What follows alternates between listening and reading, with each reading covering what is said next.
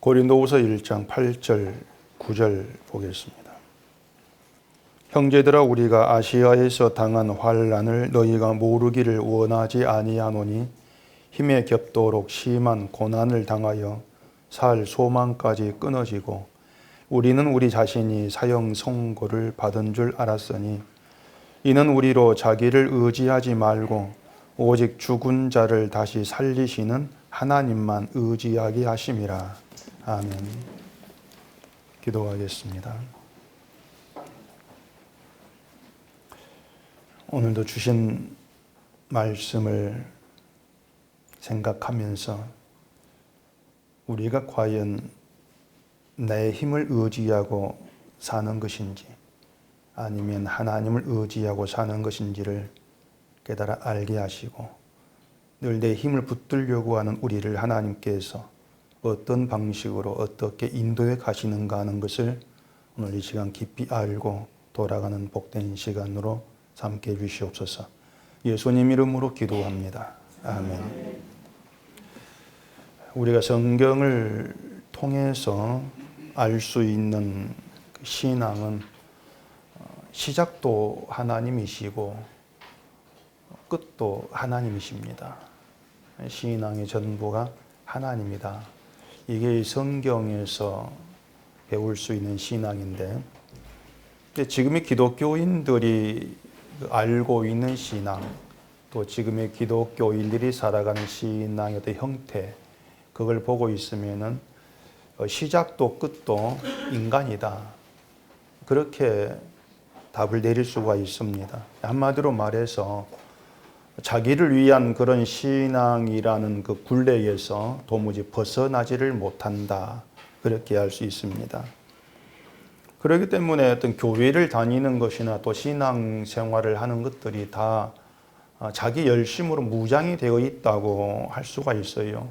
내 열심을 가지고 하나님을 믿어야 되고 또 열심을 내어서 교회를 다녀야 되고 열심으로 신앙생활을 잘 해야 되고 그렇게 해서 이제 복을 받고 또 하늘의 상도 받는 거, 그렇게 알고 있는 게 지금의 기독교 신앙이라고 할 수가 있는데 잘못된 겁니다. 신앙은 절대로 그런 것이 아닌 겁니다.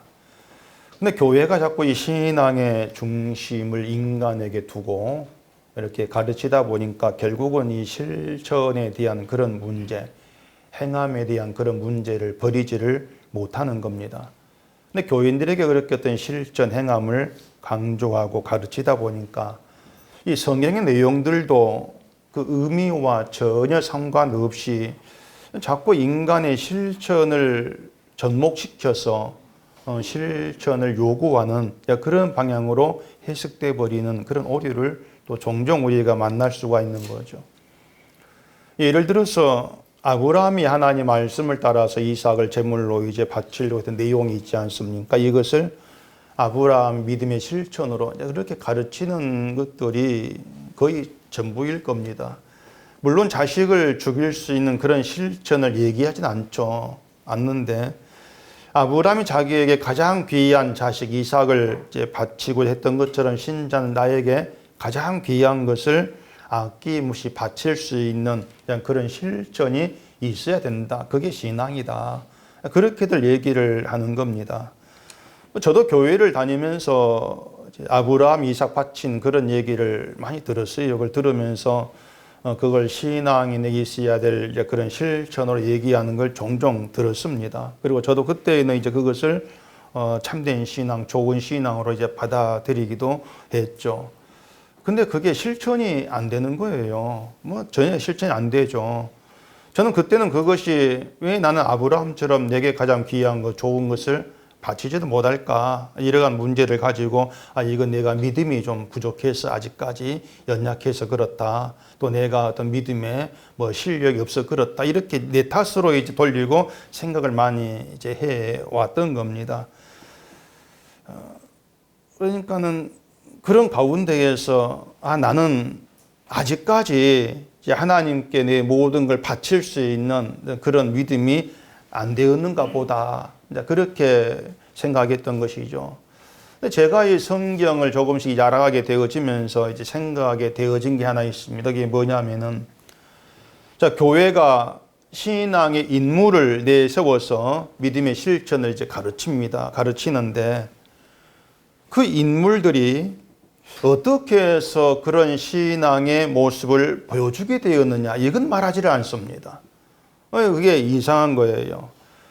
그 인물들이 어떻게 해서 그런 신앙의 실천, 그런 신앙 모습을 보여주게 되었을까? 여기는 입을 다물더란 얘기입니다. 다만 그 신앙이나 인물들을 본받아서 우리도 그런 실천을 해야 됩니다. 그렇게 실천 있는 신앙이 되기 위해서 뭘 해라? 열심히 기도해라. 뭐 이런 식의 어떤 방법론, 이런 것들이 거의 전부였을 뿐이라고 하는 것이죠. 그것도 모두 헛된 그런 말일 뿐인 거예요. 보면 아마 모르긴 몰라도 지금의 교회에 가르치고 있는 신앙의 범위도 거의 다 그런 수준에 머물러 있다고 할 수 있을 거란 얘기입니다. 그리고 그런 신앙 공통점은 늘 그 중심에 인간이 자리한다. 그게 공통점이 되는 겁니다. 오늘 본문에서 사도 바울이 이제 자기가 아시아에서 당한 환난에 대해서 얘기를 하고 있습니다. 그 환난의 그 정도, 그 강도가 정말 힘에 겹도록 심한 고난을 당한 것이었죠. 그걸 표현하기를 살 소망까지 끊어졌다. 그렇게 표현을 합니다. 심지어 사형 선고를 받은 줄 알았다. 이렇게 이제 말을 하죠. 그걸 보면은 정말 그 당시에 바울의 고난은 내가 살 수 있다는 그 희망, 그런 기대를 아예 가질 수 없는 그런 아주 심각한 환난을 겪었던 그런 상황이었던 우리가 볼 수가 있죠. 난 이제 죽었어. 난 살아날 기대가 없어. 그런 상태란 얘기입니다. 이처럼 어떤 환난이란 얘기가 나올 때 우리는 그 환난 가운데에서 어떤 고통을 겪는 그런 상황에서 어떻게 하는 게 좋은 신앙일까? 그런 생각들을 또 하게 되는 겁니다. 이런 어려운 형편에서 힘든 가운데에서 어떻게 하는 게 신앙이 다운 것이고 어떻게 하는 게 좋은 신앙일까? 그런 생각을 하게 되죠. 그리고 대부분이 이제 답을 내리는 것이 이런 환난을 극복하고 이겨나가고 하는 것을 좋은 신앙이다. 그런 생각들을 하기 마련인 거예요. 야고보서 1장 2절 보면은 내 형제들아 너희가 여러 가지 시험을 당하거든 온전히 기쁘게 여기라, 이런 말을 하고 있습니다. 이런 내용들 때문에 사람들이 신앙에 대해 오해를 많이 하고 있는 거예요. 자, 성경에 시험을 당하거든 온전히 기쁘게 여기라고 말을 한다. 그럼 그렇게 해야 되지. 어떻게 하겠습니까? 시험을 당한다 할지라도 기뻐하는 거. 그게 좋은 신앙이야. 그런 생각을 하는 거예요. 어떤 시험을 당하고 어려움을 당하고 기뻐해야 된다. 그 생각이 있다는 얘기입니다. 바울도 같은 말을 했어요. 로마서 5장에서 우리가 환난 중에도 즐거워하나니 이렇게 말했단 말입니다. 그 말도 그걸 문자 그대로 받는 거예요. 그러면서 우리가 환난을 당한다 할지라도 기뻐하는 게 좋은 신앙이야. 이제 이런 뜻으로 우리 속에 이제 자기 속에 담아 버리는 것이죠. 그러니까 시험을 당하든 환난을 당하든 그 모든 걸 내가 견디고 극복해 나가면서 그 가운데서도 즐거워 기뻐하는 것, 이게 정말 신앙이 있는 것이다. 그런 것이죠. 그러다 보니까 환난을 당한다, 어려움이 있다 했을 때에 원망을 하는 거, 뭔가 낙심을 하는 거, 뭔가 불평을 하는 거, 하나님 왜 이럽니까? 이런 말이 나오는 거, 이런 모든 것들을 이건 믿음이 없는 거, 아직까지 내가 부족한 거, 그렇게 간주해버리는 그런 경향이 많은 거예요. 그런데 그것이 인간 중심의 신앙이라는 겁니다. 그 자체가. 어떤 형편에서도 낙심하면 안 된다. 어떤 처지에서도 감사하고 기뻐하는 것, 이게 신앙이다. 그렇게 알고 있다 보니까 내가 그렇게 살아야지. 자, 그런 생각에서 벗어나지를 못한다는 얘기입니다. 사도행전 16장에 보면은 바울과 실라가 옥에 갇혔을 때 한 얘기가 있습니다. 그 사도행전 16장을 보십시다. 사도행전 16장 24절. 그가 이러한 명령을 받아 그들을 깊은 옥에 가두고 그 발을 착고에 든든히 채웠더니 한밤중에 바울과 실라가 기도하고 하나님을 찬송하며 죄수들이 듣더라. 많이들 이제 이런 구절을 보면서 하는 얘기가 바울처럼 깊은 옥에 갇힌 그 절망적인 그런 상황에서 낙심하지 말고 하나님께 기도하고 찬송하는 그런 걸 얘기하지 않습니까? 그걸 신앙의 실천으로 얘기를 하는 거예요. 낙심하지 말아라. 기도하고 찬송해라. 그러면 하나님께서 놀라운 역사를 일으킨다. 실제로 성경에 바울과 실라가 기도하고 찬송했을 때 큰 지진이 나서 옥토가 막 움직이고 문이 열리고 매인개 풀어지고 이런 얘기가 나오지 않습니까? 그런 역사를 하나님께서 일으키신다는 거예요. 그래서 기도하고 찬송해라. 하나님께서 역사를 주실 것이다. 이런 말들을 이제 가지고서 어떤 신앙의 그런 내용으로 그렇게 받아들인다고 하는 거죠. 그러다 보니까 이 신자는 어떤 상황에 낙심하면 안 되게 돼버렸어요. 낙심하면 안 되고 무조건 기도하고 찬송해야 되는 거. 그래야 이게 좋은 신앙으로 인정받는 거. 그런 분위기가 돼버렸단 말입니다. 그런데 신앙을 이렇게 알고 있는 것 때문에 대부분의 기독교인이요, 내가 잘해야 된다 굴레에서 벗어나지를 못합니다. 내가 잘해야 된다. 근데 그게 또 짐이 된 경우가 비일비재하는 거예요. 신앙으로 살아야 하는 것을 또 짐으로 여기는 거, 이것조차도 믿음이 없는 것으로 받아들이다 보니까 내가 힘들어. 이 교회 일이 짐이야. 내셔도 못하고 속에 감축이 되고 뭔가 열심히 잘하고 있는 것처럼 보여야 되는 자기 굴레에 결국 빠져버리는 그런 사태가 발생했단 말입니다. 근데 우리가 바울의 말을 잘 생각해 보면은요, 신앙은 그런 게 아니라는 걸 우리가 분명히 알 수가 있어요. 본문을 다시 읽어보십시다. 형제들아, 우리가 아시아에서 당한 환난을 너희가 모르기를 원하지 아니하노니 힘에 겹도록 심한 고난을 당하여 살 소망까지 끊어지고 우리는 우리 자신이 사형 선고를 받은 줄 알았으니 이는 우리로 자기를 의지하지 말고 오직 죽은 자를 다시 살리시는 하나님만 의지하게 하심이라. 자, 이렇게 환난에 대해 얘기하고 있는데 이 내용을 보면 바울이 환난을 통해서 분명히 알게 된 사실이 있습니다. 바울이 알게 된 사실, 그게 뭐냐면 그 환난이라고 하는 게 자기를 의지하지 않고 인간을 의지하지 않고 하나님만 의지하는 그런 신앙으로 자신을 더 굳건히 세워 나가더라는 겁니다. 아, 그게 환난이구나. 그걸 바울이 환난을 통해서 배우게 된 거예요. 그러니까 환난은 우리의 믿음을 더 강해지게 하고 더 실력 있는 그런 신자로 만들어가는 게 아니란 얘기입니다. 그게 아니고 환난을 통해서 환난 겪으면서 하나님만 의지하게 만들어내는 거예요. 하나님만 의지해라. 너 자신을 의지하지 말라는 겁니다. 이게 환난의 이유고 의미예요. 그걸 바울이 보게 된 거란 얘기입니다. 그래서 우리가 우리의 삶에 대해서 반드시 알고 있어야 될 것이 뭔가 하면은 우리가 겪는 모든 일들은 우리를 하나님만 의지하는 그런 믿음의 자리에 이끌기 위한 하나님 일하심이라는 것입니다. 이게 우리의 어떤 삶에 대한 어떤 분명한 답 중심으로 자리하고 있어야 하는 거예요. 내 복, 이 세상의 복과 형통 관계가 없는 거예요. 모든 삶에 하나하나 연결되어 가지고 우리로 하여금 하나님만 의지하는 그런 강한 믿음, 굳건한 믿음으로 끌어가서 그 자리에 세우기 위한 하나님 일하십니다. 그게 우리의 삶의 내막이라는 겁니다. 이것이 신앙인으로서의 우리가 살아가는 삶에 대해 알고 있어야 될 바른 시각이에요. 그 시각이 분명히 존재하고 계셔야 돼요, 우리에게. 그런데 보면은요, 우리 인생에서 벌어지고 겪는 모든 일들은 사실 복된 거.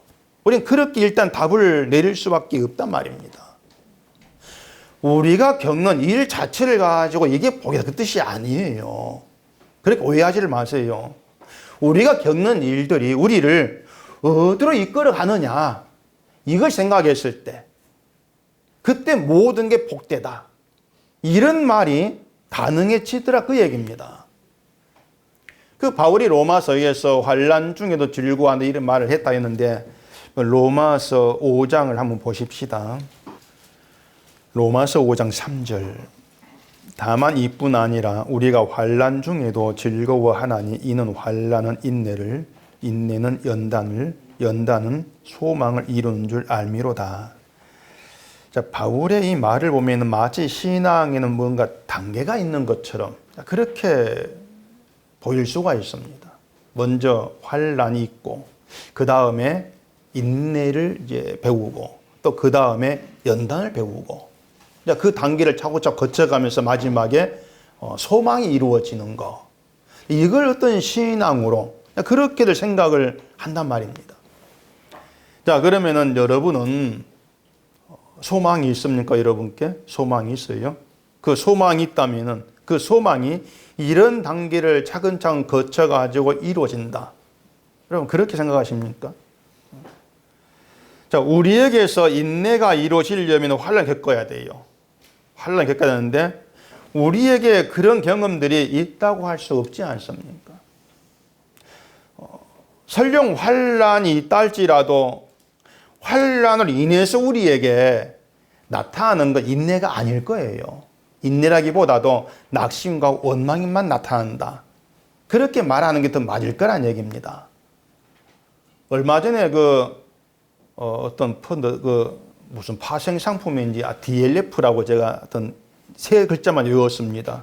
그 펀드에 돈을 맡겼는데 원금 90% 이상이 날아가 버리고, 그래 1억 맡긴 사람이 400만 원 건지고, 2억 맡긴 사람이 1,000 몇백만 원 건지고, 그런 일이 있어가지고 난리가 난 이제 그런 뉴스를 봤는데, 근데 대개는 그 환난을 그렇게 나에게 어떤 큰 그 손해, 어떤 고통스러운 일이 발생하는 거, 이렇게 우리 국한해서 환난을 생각한단 말입니다. 자, 그러면은 그런 환난이 우리에게 인내를 이룰 거라고 생각되냔 말이에요. 인내 안 돼요.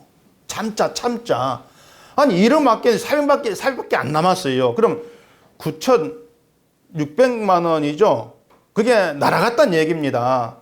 그 가운데 참아야지, 인내해야지, 그렇게 나올 사람이 누가 있겠냐, 이게 돈이 날아가는데. 만 원만 날아가도 속 터지지 않습니까? 인내가 안 나오는 거예요. 그런 고통, 환난 중에 이루어지는 원망이에요. 불평이란 얘기입니다. 그렇기 때문에 환난이 있으면 인내하는 게 신앙이다, 이렇게 말하는 것은 결국은 환난이 있게 하시는 하나님의 의도는 무시하는 겁니다. 무시해버리고 인간의 시각에서 내가 이렇게 해야 믿음이 좋은 것이지, 늘 그런 계산 굴리면서 내 믿음 좋은 그런 방향만 자꾸 생각하고 있는 거예요. 그게 잘못된 신앙이라는 겁니다. 말씀드린 것처럼 환난은 하나님께서 있게 하시는 거죠. 그럼 하나님 우리에게 환난 주시면서 너 좀 잘 인내해봐라, 그런 의도로 환난 주시겠냐는 얘기입니다. 한번 인내해 참아봐라, 그런 의도겠냐는 것이에요. 환난 주면서 연단 받아라, 그런 뜻이겠냐고 하는 것이죠. 살 소망까지 끊어져 버리고 사형 선고를 받은 줄 알았다고 할 정도로 극심한 고생을 한 사람이 바울인데, 그 바울에게 인내해야지, 하나님 주신 연단이 잘 받아야지, 그런 생각할 겨를이 어디 있습니까? 인내나 연단이라고 하는 것은요, 우리가 생각한 대로, 마음먹은 대로 착착 되는 게 아닙니다.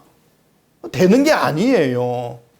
오히려 내가 환난 겪고 있는데, 어려움 겪고 고생하고 있는데, 사형 선고를 받을 줄 알 정도로 극심 고통 속에 빠져 있는데 인내하세요. 그러면 야, 하나님 말씀 받아들이면서 아멘 하겠습니까? 짜증이 날 수밖에 없는 거예요. 네가 한번 겪어봐라. 네가 당해봐라. 내가 힘든데 인내는 무슨 인내냐고 하는 거예요. 그게 우리 본심이에요. 그렇게 나와줄 수밖에 없는 거예요. 그게 정상적인 인간 모습이에요. 그게 정상이에요.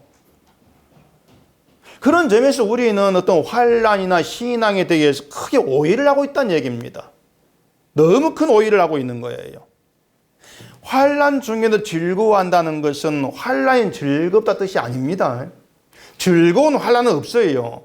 나에게 즐거움 주는 환난, 그게 세상에 있겠습니까? 없어요. 어떤 경우에도 환난 고통입니다. 고생이고 힘든 거예요. 아픈 일이죠. 환난이라고 하는 것은 살 소망까지 끊어질 그 정도로의 큰 고통 받는데 바울이라고 해서 그 고통이 즐겁다, 그럼 바울은 정신병자죠. 그건 정신병자죠. 그럴 수가 없는 거예요.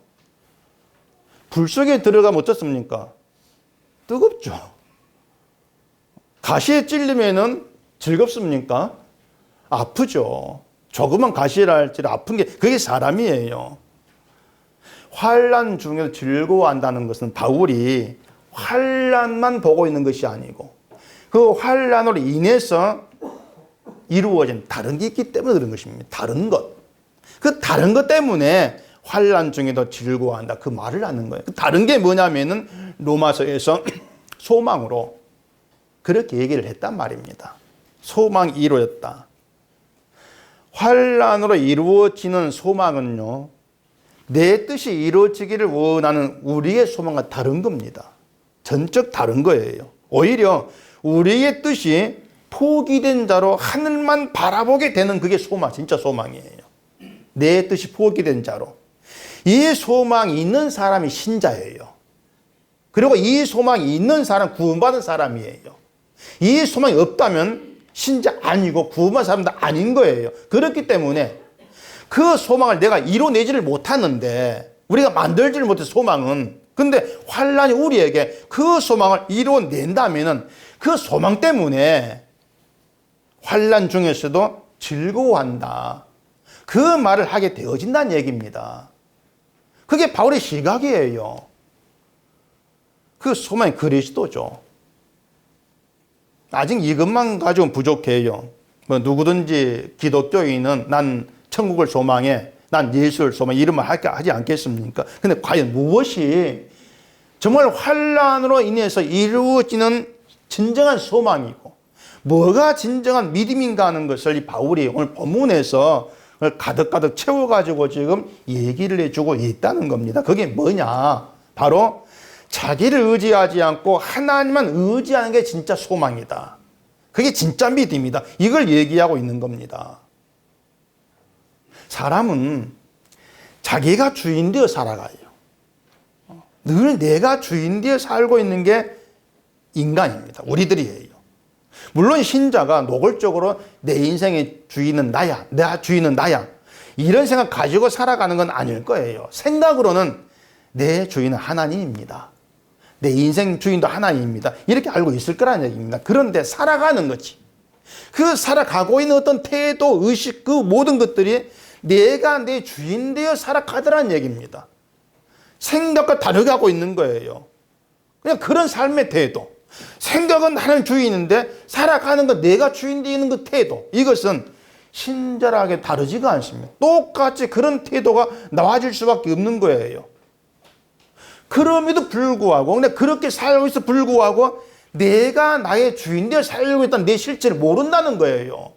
그걸 보지를 못해요. 그러니까 내가 날 의지하고 살면서도 하나님만 의지하고 살아가, 이렇게 착각하고 있는 거예요. 그러한 착각을 깨뜨려버리는 것이 환난이라는 겁니다. 살 소망까지 끊어지고 사형선고를 받은 줄 알았다고 할 정도에까지 몰아가면서 그걸 통해서 내가 나를 의지하는 자였구나, 그걸 보게 하는 거예요. 자, 살 소망까지 끊어졌다, 사형선고 받은 줄 알았다. 이것은 바울이 자기 힘으로는 아무것도 할 수 없는 상황에 처했다, 그 뜻이지 않습니까? 사형선고 받았어요. 남는 건 죽는 것밖에 없지 않습니까? 살 소망 끊어졌어. 아무것도 없어요. 바울이 자기 힘 가지고 살아나고 또 희망을 두고 이건 전혀 할 수 없는 그런 적응에 빠져버린 거예요. 스스로를 살려낼 수 없는 상황, 내 능력 가지고는 어떻게 할 도리가 없는 상황.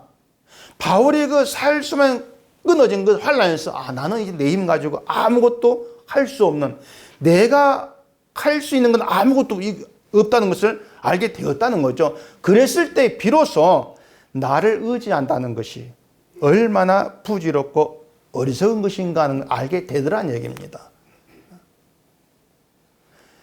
인간이란 존재가 얼마나 연약한 존재이고 얼마나 무능하고 얼마나 미련한 자인가 이걸 알게 되는 그런 자리 우리를 끌어가기 위해 주어지는 것이 환난이라는 것이에요. 그것이. 그래서 우리가 세상을 살아가면서 뭐 기쁜 일, 웃을 일, 그런 일이 많이 있겠지만 그런 일 속에서 나는 내 힘 사는 게 아니구나 못 깨닫습니다. 알 수가 없습니다. 나의 모든 살 소망과 끊어져 버리는 내가 할 것이 아무것도 없어. 그런 층에 빠졌을 때에 인간의 힘이라는 것이 얼마나 헛된 것인지 내가 내 힘으로 살아보겠다는 것이 얼마나 어리석은 것인지 이걸 알 수가 있는 것이죠. 그래서 환난은 단지 고생이 아니고 고통도 아닌 것입니다. 하나님 우리에게 환난 주시는 이유가 내가 아닌 하나님만 의지하는 그런 자로 만드시고 오직 예수님만 소망하는 그런 신자로 세우기 위해 주시는 것이다. 그렇게 우리 인생을 끌어가시는 것이 하는 작정이시고 그 작정한 대로 모든 일 우리에게 이루어내신다는 것. 우리는 그런 하나 일함에 붙들려 있는 것. 그렇기 때문에 우리 인생을 두고 하나님만 바라보게 되어지면 복되다. 이런 말이 가능해진다는 겁니다. 결국은 하나님으로 인해서 우리 가운데 이루어지는 게 있지 않습니까? 그 이루어지는 게 우리 구원이 되는 것이에요. 그 하나님 구원을 알게 되어지면 그 구원으로 인해서 환난 중에서도 기뻐하고 시험을 당하나 기뻐하게 되더란 얘기입니다. 하나님을 바라보게 되었을 때에. 그래 바울이 자기의 환난에서 이르는 하나님 일하심을 보고 있는 것이에요. 내가 처한 형편이 아니고 하나님 일하심. 그걸 봄으로써 이런 말이 나와지게 된다는 것이죠. 그런 점에서 환난은 내 힘으로는 안 된다는 사실을 알게 하는 것이다. 이렇게 보시면 됩니다. 내 힘으로는 안 된다. 이걸 알아야만이 자기를 의지하지 않고 하나님만 의지하게 되지 않겠냐고 하는 거죠. 그래서 그걸 절실하게 알게 되는 것이 결국 죽음의 문제가 되는 거예요. 죽음의 문제. 인간이 가장 무기력함을 느끼게 되는 건 죽음의 문제입니다. 뭐 인간이 이걸 할 수 있고 저걸 할 수 있고 뭘 할 수 있는 다 끄집어온다 할지라도 죽음은 피할 도리가 없는 거예요. 더군다나 죽은 자가 다시 살아나는 거 있을 수가 없지 않습니까?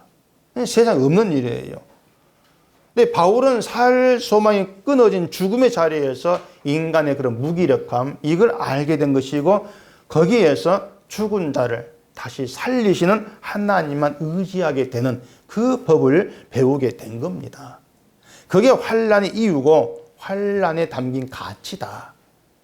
그렇게 말할 수가 있는 거죠. 결국에 하나님은요, 우리를 환난이란 그릇에 담아서 구원으로 이끌어 가신다는 얘기입니다. 이것이 바울이 환난을 통해 얘기하는 신자의 인생인 겁니다. 남자가 군대 가면은 훈련을 받거든요. 훈련을 받는데 훈련이 즐겁다고 하는 군인은 아무도 없습니다. 훈련은 힘들죠. 가능한 훈련에 빠지고 싶어가지고 장기를 부린 것도 많아요. 저도 장기를 좀 부려가지고 원래 많이 빠지고 있는데 이게 뭐냐면 고생하는 것보다도 편하게 살고 싶은 것이죠. 인간은 누구나 그러하더란 얘기입니다.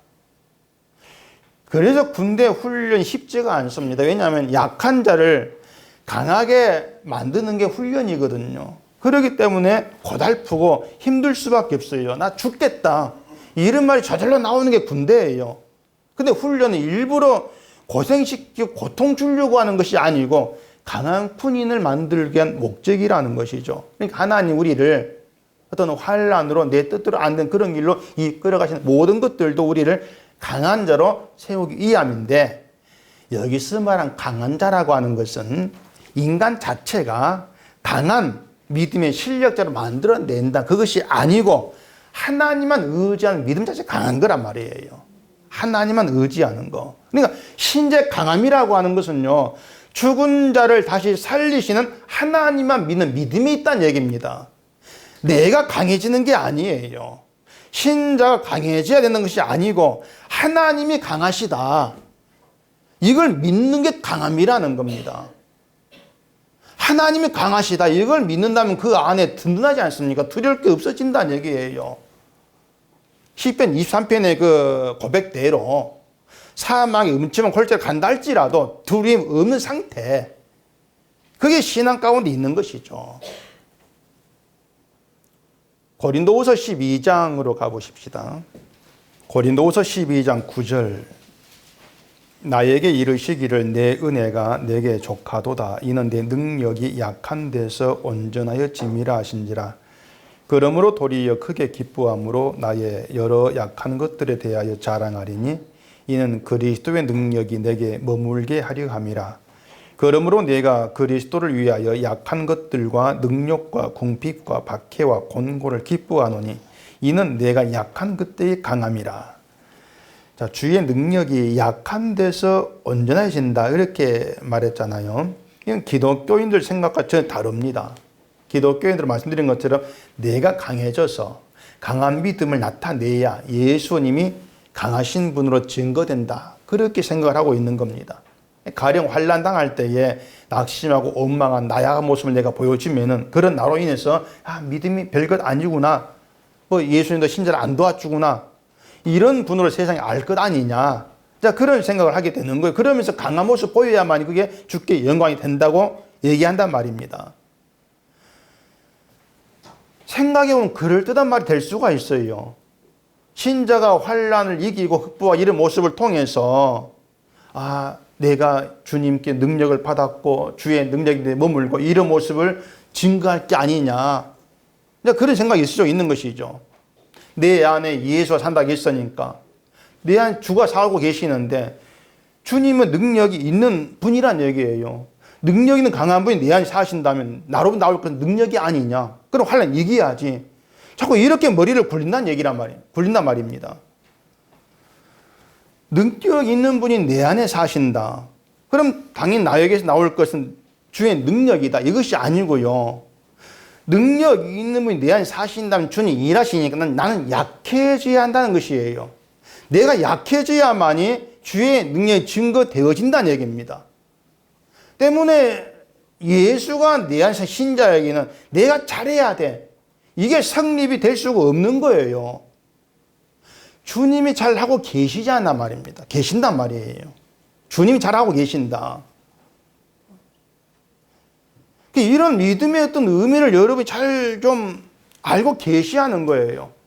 어떤 형편, 어떤 조건에서도 내가 흔들리면 안 돼. 그게 아니고 흔들리는 게 연약한 인간의 모습이야. 흔들림을 통해서 이런 내가 날 의지할 게 뭐가 있어? 날 의지할 수가 없잖아. 그렇게 나가줘야 되는 것이죠. 그게 하나님만 의지하게는 믿음은 나가는 길이 되는 거예요. 근데 자꾸 내가 강해져야 되고 내가 믿음이 있어야 되고 이런 말들 때문에 초점이 나에게로 향할 수밖에 없는 것입니다. 그게 믿음을 오해하고 있는 모습이 되는 것이고요. 그런 생각들은 믿음 생활에 전혀 도움이 되지를 않습니다. 늘 강해야 되고 뭔가 이겨야 되고 그런 강박관념에 빠질 수밖에 없죠. 그래서 힘들어도 힘들단 말도 못하고 불병에서 웃어야 되고 뭔가 지치는 계속 뭔가 해야 된다 생각을 하고 늘 그런 가운데 있게 되는 것이나 이게 지금 기독교 현실이 되는 거예요.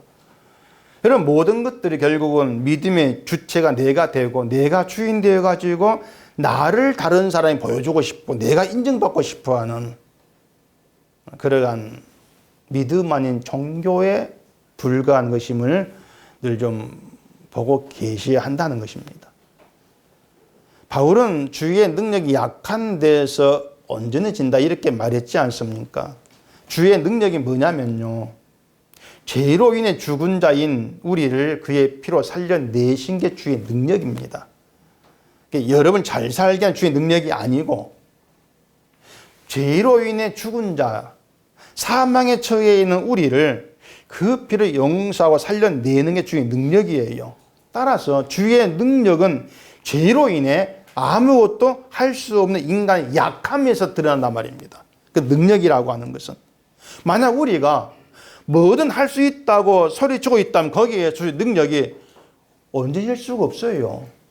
내가 소리치고 잘한다 소리치고 있는데 할 수 있다고 소리치는 것부터가 인간 죄로 인해 죽은 자라는 것을 전혀 알지 무시하는 그런 상태에 지나지 않거든요.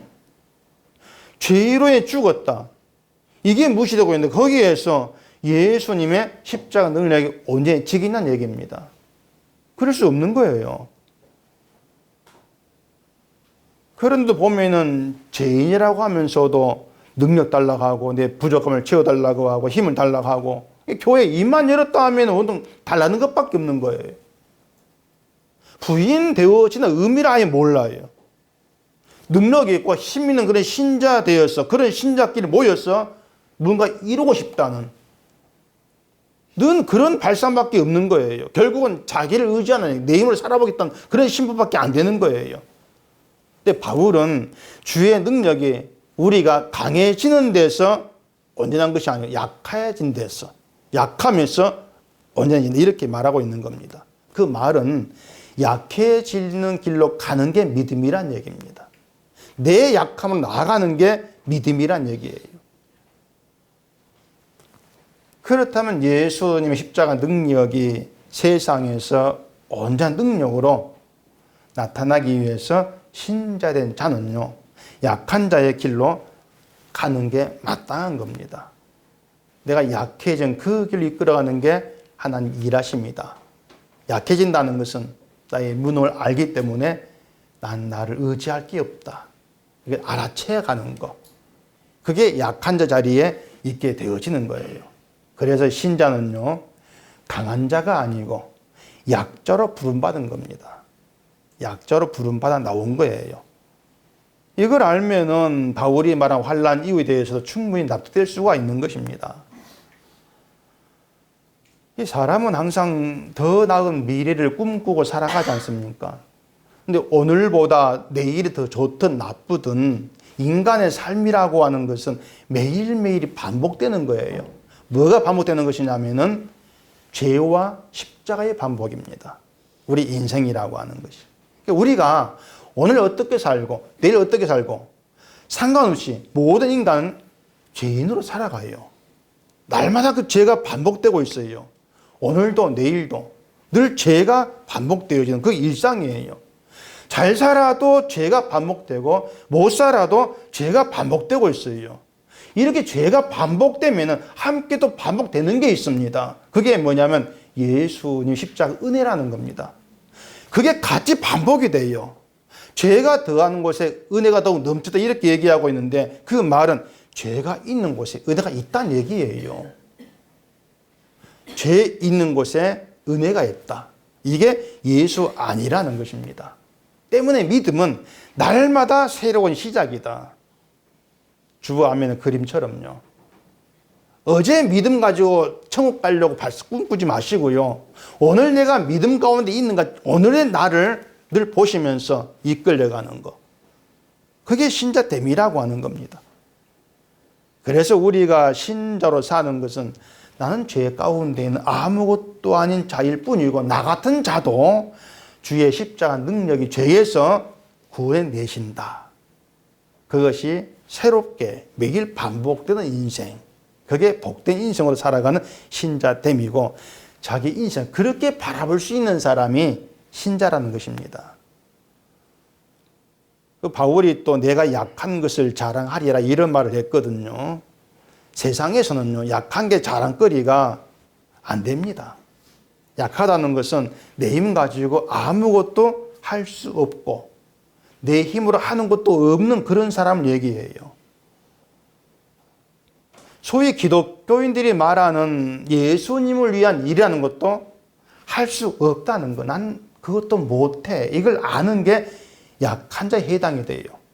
이런 약함이 자랑거리가 못 되죠.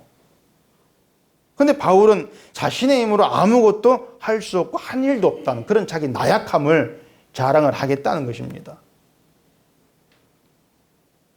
근데 우리는 바울이 약하다는 걸 쉽게 인정을 하지 못하지 않습니까? 바울이 자기 힘으로는 한 게 많거든요. 우리가 볼 때. 복음도 전했고 교회에서 없고 한 일이 많단 말입니다. 눈에 보이는 업적이 있는 거예요.